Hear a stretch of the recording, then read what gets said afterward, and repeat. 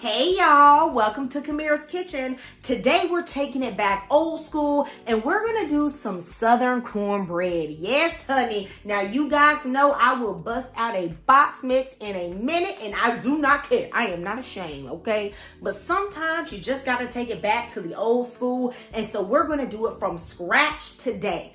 This cornbread is not only great by itself, but it would suit perfectly with my chicken and cornbread recipe that has over 1 million views, y'all. So go ahead and check out that video. Now, y'all, let's go ahead and get into it. The first thing we got to do is get that cast iron skillet right, baby. Y'all know this Sister Mabel right here, okay? In case y'all wondering, Sister Mabel is named after a woman in my church who used to do hospitality ministry, okay, when I was a baby. All right, so I'm going to take this bacon grease. I'm going to put some good old bacon grease in the skillet. I'm going to add a few tablespoons here. Y'all know Southerners, we always got us some good bacon grease. So this is about 1.5 tablespoons.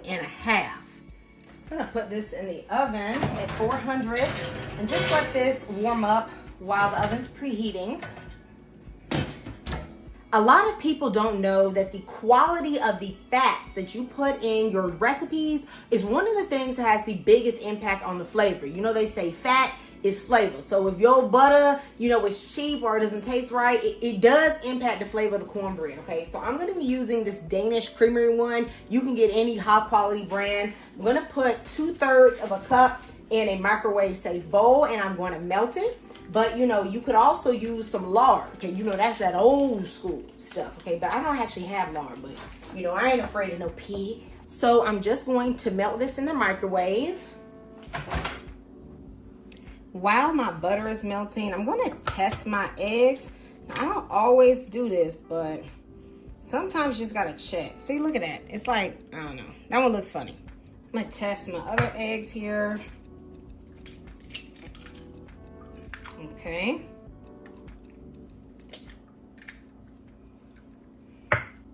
I'm going to start combining the dry ingredients in my bowl. So I have 1 cup and 3/4 of all-purpose flour. You guys know I would usually weigh my flour, but for a recipe like this, I don't bother. I have 1.5 cups of cornmeal. 4.5 teaspoons of baking powder, not baking soda. Okay, they're very different. And then I have 1/2 teaspoon of salt. I am also going to add a little bit of sugar. Now, before some of y'all say something, I'm just saying, it's going to give it a good flavor. It balances out, the cornmeal, but it's not going to be super sweet. Okay, I promise you that. It's not going to be super sweet. Unless you want it super sweet, then, you can add more. All right. But, super sweet cornbread is not ideal for cornbread dressing. All right. Even though with cornbread, honey, I be putting honey on it and all that stuff. Actually, the old folks told me that one of the main reasons why they didn't use sugar in cornbread growing up was because it was expensive, not because they didn't like it in there. So y'all do what you want to do, okay? Right into the middle of this well, I'm going to start adding my butter. Y'all see all that golden goodness, okay? That's Southern gold right there, okay? I'm also going to put in the 3 eggs. Of course, we have some buttermilk. This is 1 cup of buttermilk that I've brought to, pretty much room temperature. Now, this is something that a lot of people sleep on, and this is sour cream. Y'all, sour cream gonna rock your cornbread world, okay? The fat in this adds a really nice richness, and it adds a little bit of tanginess. It is very good in some cornbread, y'all. Okay, so the combination, buttermilk, sour cream, hoocha. If you ain't tried it, you got to try it, okay? And I know some of y'all don't be trying new recipes for the holidays, but this is one I can stand on. Okay, this is one I can stand 10 toes on. And you guys know what I'm also gonna add.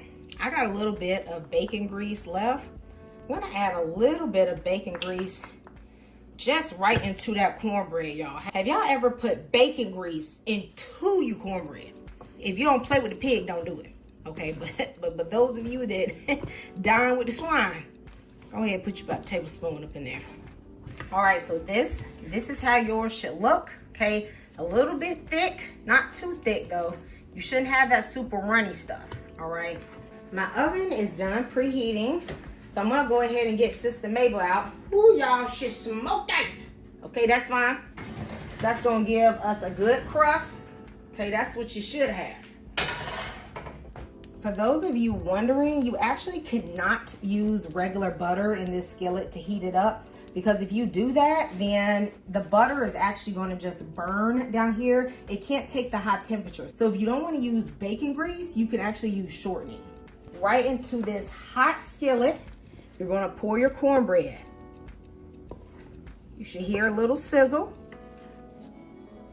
That's going to give you a good crust. Yeah, baby, hear that? Ooh, child. That's about to be good, okay? I gotta get me a spatula because we ain't throwing nothing away with the way these groceries is priced, okay? We ain't losing none of this. So yeah, go ahead and get that out, baby. Okay, get this goodness out and put this in your skillet too. Because this ain't like no cake batter, you know, we ain't trying to lick it. It don't even taste good. Raw, that is, okay? So we gonna get all of it. We're gonna pop this into the oven for about 25 to 30 minutes or until it's nice and golden brown and a toothpick comes out clean. Okay, y'all, it's been 30 minutes. All right, woocha. Look at that.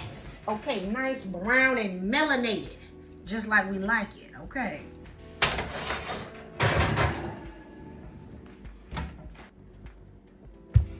While this is still piping hot, I'm gonna add some butter.